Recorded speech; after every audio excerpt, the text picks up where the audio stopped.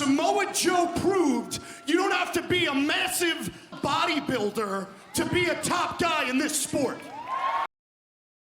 MJF walked out with the AEW World Championship and the ROH Tag Team Championship.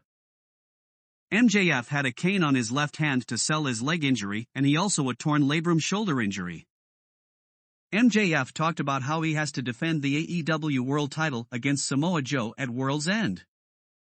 MJF said that he didn't like Joe personally, but he respects him because Joe believes in those three letters, AEW. MJF said that in the early 2000s he got a poster in his mailbox about TNA wrestling. MJF said that he saw a new cast of wrestlers that he never saw before, and there was one man that stood out among the rest, the Samoan submission machine Samoa Joe. MJF said that when Joe walked through the curtain, we knew Joe was the baddest man walking on God's green earth. MJF said that later on in his career he was not afforded the opportunity to be a world champion in WWE, but what Joe did for this sport was bigger than that.